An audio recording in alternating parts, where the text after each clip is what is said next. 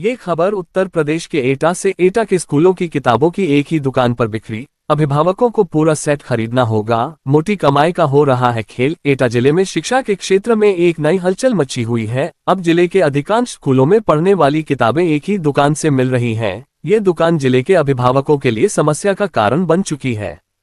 सरकारी और निजी स्कूलों में पढ़ने वाले बच्चों के अभिभावकों को अब पूरे किताबों का सेट एक ही दुकान से खरीदने के लिए मजबूर किया जा रहा है, जिसके कारण उन्हें अतिरिक्त खर्च का सामना करना पड़ रहा है। जानकारी के अनुसार जिले के विभिन्न सरकारी और प्राइवेट स्कूलों के विद्यार्थियों के लिए किताबों का पूरा सेटअप एक ही दुकान से बेचा जा रहा है। पहले ये किताबें अलग अलग जगहों पर उपलब्ध होती थीं, लेकिन अब इनकी बिक्री का अधिकार एक ही दुकान को दे दिया गया है। इससे स्कूलों में पढ़ाई के लिए आवश्यक किताबें खरीदने की प्रक्रिया को सरल बनाने का दावा किया जा रहा है, लेकिन इसका उल्टा असर अभिभावकों पर पड़ा है। अभिभावकों का कहना है कि किताबों के पूरे सेट को खरीदने के लिए उन्हें अधिक पैसे खर्च करने पड़ रहे हैं।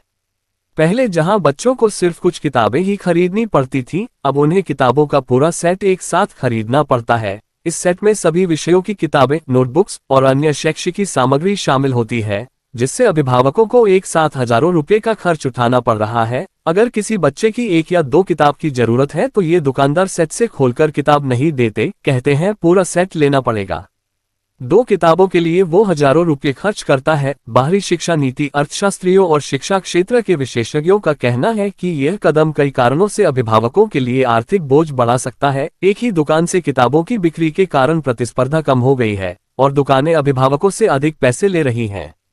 इसके अलावा जब किताबों का एक सेट एक ही दुकान से लिया जाता है तो अभिभावक उस पर कोई और विकल्प नहीं चुन सकते, जिससे उनके पास किफायती विकल्प कम हो जाते हैं। इसके बावजूद दुकान मालिकों का कहना है कि उन्होंने ये कदम बच्चों के लिए एक समान और बेहतर शैक्षिक सामग्री उपलब्ध कराने के लिए उठाया है।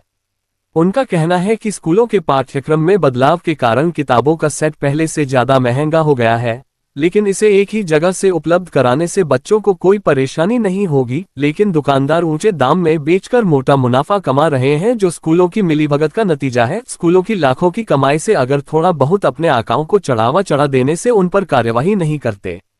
अभिभावकों ने इस निर्णय को लेकर जिला प्रशासन से हस्तक्षेप की अपील की है। उनका कहना है कि यदि यह स्थिति इसी तरह जारी रही तो वे बच्चों की पढ़ाई के लिए आवश्यक किताबों को नहीं खरीद पाएंगे। जिले का शिक्षा विभाग इस मामले को कब लेगा गंभीरता से, हर साल यही सवाल उठता है। अंत में ये सवाल उठता है कि क्या ये कदम बच्चों के भविष्य को बेहतर बनाने में सहायक साबित होगा या ये केवल व्यापारिक फायदे के लिए उठाया गया एक कदम है, जिससे अभिभावकों का आर्थिक बोझ बढ़ रहा है। जिले के शिक्षाविदों और प्रशासन को इस मुद्दे पर ध्यान देना होगा ताकि किसी भी बच्चे की पढ़ाई में कोई रुकावट न आए। आप देख रहे हो देश का तेजी से बढ़ता हुआ इंडिया 28 न्यूज। आयुष तिवारी, जिला एटा ब्यूरो चीफ की आवाज।